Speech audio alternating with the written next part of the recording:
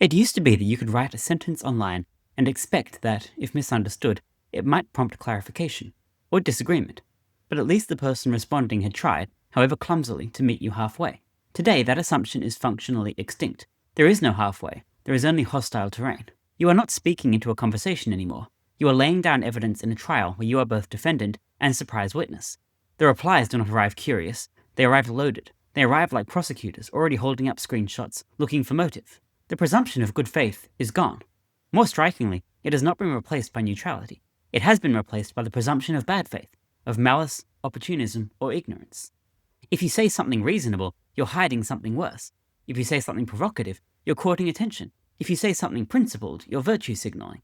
What's changed isn't just the volume of online interaction. It's the collapse of the basic social contract that made it intelligible. The mutual, if uneven, commitment to interpret each other as people first and patterns second. Once, if someone felt strongly enough to argue with you, they might at least check your last few posts. These days, even one click to your profile is too much.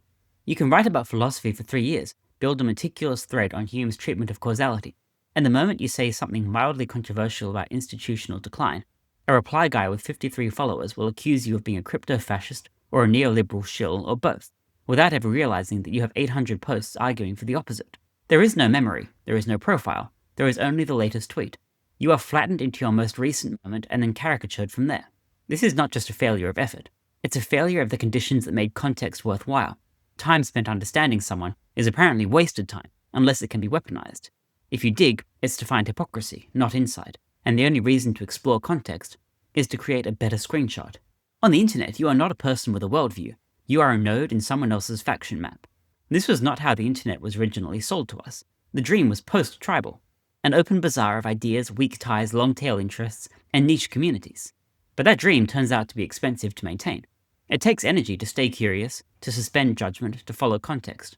Factionalism, on the other hand, is cheap. It is cognitively efficient. You can load a whole interpretive framework in one go. He's one of them. In the medieval world, identity was destiny. A serf could not become a merchant.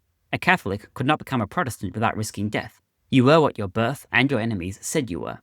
So too online, where the process of interpretation begins with the assumption of allegiance. Nobody asks what you mean. They presume who you serve.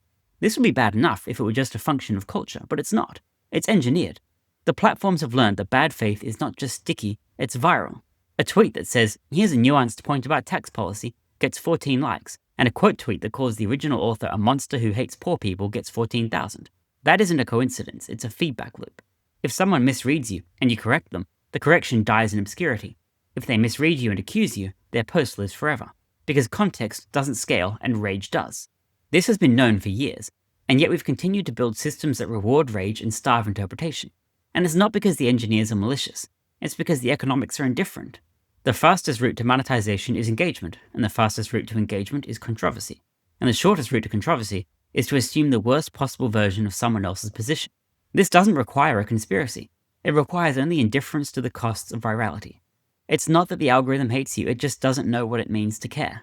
In Judges 12:6, the Gileadites distinguish friend from foe by asking strangers to pronounce the word Shibboleth. If the pronunciation is wrong, the man is killed on the spot. And today's discourse feels kinda similar. You say the wrong word, you phrase something wrong, you omit a disclaimer.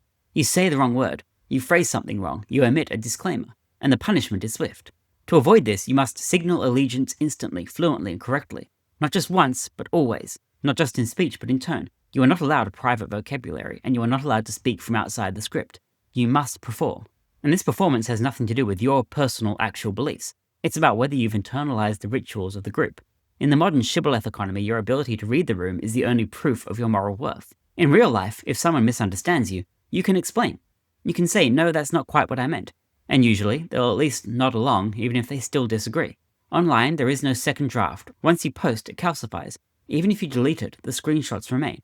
Even if you clarify, the quote tweet storm has already moved on. The misunderstanding outpaces the correction.